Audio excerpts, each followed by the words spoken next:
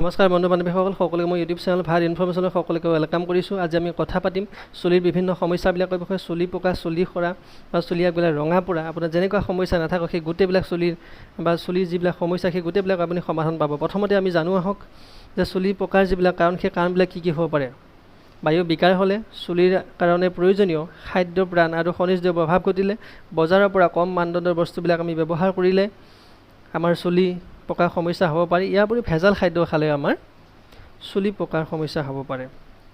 লক্ষণবিলাক আমি সকলোৱে জানো। প্ৰথমতে চুলি ৰঙচুৱা হয় আৰু দুই এডাল পকিবলৈ আৰম্ভ কৰে আৰু পিছলৈ আপোনাৰ গোটেই মূৰটো আপোনাৰ চুলিবিলাক পকিবলৈ আৰম্ভ কৰে।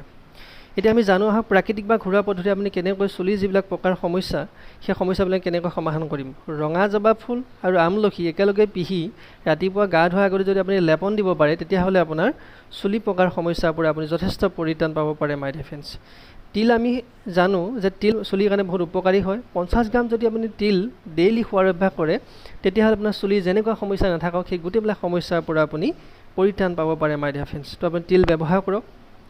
ইয়াৰ পিছতে কৰবী গছৰ শিপাৰ ছাল খুন্দি আমি গাখীৰত জুবুৰিয়াই মূৰত যদি আপুনি প্ৰলেপ দিব পাৰোঁ, তেতিয়াহ'লে আপোনাৰ চুলি আমাৰ পকাৰ সমস্যাৰ পৰা আমি পৰিত্ৰাণ পাব পাৰোঁ। মাই ডিয়াৰ ফ্ৰেণ্ডছ, ইয়াৰ পিছত অপৰাজিতাৰ ফুল এৰি তেলৰ লগত সিজাই মূৰত ঘঁহিলে পকা চুলি ক'লা হোৱাত যথেষ্ট সহায় কৰে। মাই ডিয়াৰ ফ্ৰেণ্ডছ, এতিয়া আমি জানো আহক যে চুলি সৰা যিবিলাক কাৰণ, সেই কাৰণবিলাক কি কি হ'ব পাৰে। বহুদিন ধৰি যদি আপুনি বহুদিনত যদি আপুনি অসুখত ভুগিব লগা হয়, বহুদিন আপুনি ভুগি আছে অসুখত, আপোনাৰ স্বাস্থ্য আপোনাৰ যথেষ্ট বেয়া হৈ আছে, দেহত যদি আপোনাৰ খাদ্যৰ পান আৰু খনিজ দ্ৰব্য যদি আপোনাৰ অভাৱ ঘটিছে, তেতিয়াহ'লে চুলি সৰিব পাৰে। বজাৰৰ পৰা কম মানদণ্ডৰ যিবিলাক চেম্পু, সেই চেম্পুবিলাকো যদি আমি ব্যৱহাৰ কৰোঁ, তেতিয়া আমাৰ চুলি সৰিব পাৰে।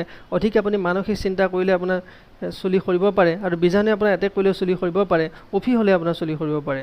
ইয়াৰ যিবিলাক লক্ষণ সেইবিলাক আমি সকলোৱে জানো। মূৰ ধুলে চুলি সৰে আৰু পিছলৈ কোচা কোচা চুলিবিলাক সৰি যায় আৰু মূৰত আপোনাৰ অত্যন্ত খজুৱতি হয়। এইবিলাকে হৈছে চুলি সৰা লক্ষণ।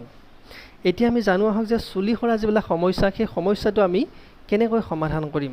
সমাধানৰ কাৰণে আপোনালোকে ৰঙা জবা ফুল 5-6খনমান পাত আপুনি মূৰত আধা ঘণ্টা প্ৰলেপ দিয়ক আৰু আপোনাৰ চুলি সৰা সমস্যাৰ পৰা আপুনি পৰিত্ৰাণ পাওক। আপুনি ইয়াক ব্যৱহাৰ কৰক আৰু চুলি সৰাত আপোনাৰ ই যথেষ্ট সকাহ দিব।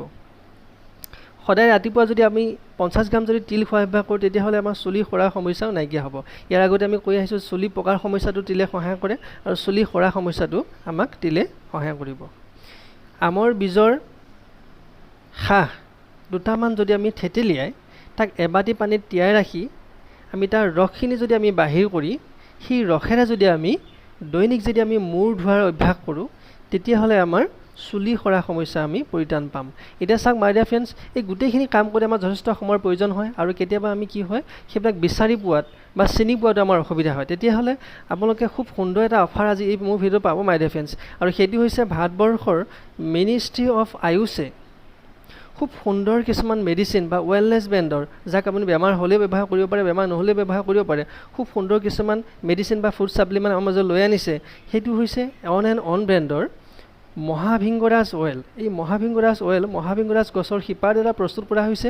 আপুনি যদি ইয়াক ব্যৱহাৰ কৰে, আপোনাৰ চুলিৰ যেনেকুৱা সমস্যা নাথাকক, চুলি আপোনাৰ ফটা বা ৰঙচুৱা হোৱা, চুলিৰ আগবিলাক আপোনাৰ ফাটি ফাটি যোৱা বা গুৰিটো আপোনাৰ দৃঢ় নোহোৱা বা চুলি পকি যোৱা, আধাতে আপোনাৰ চুলি আপোনাৰ ছিঙি যোৱা, এনেকুৱা সমস্যাবিলাক থাকে, সি নাইকিয়া কৰিব। মই আপোনাক লিগেল যিবিলাক ডকুমেণ্ট, আয়ুষ চাৰ্টিফিকেট আপুনি চাব পাৰে ইয়াত, আৰু ইয়াৰ লিগেল ডকুমেণ্টবিলাক আপোনালোকে চাব পাৰে।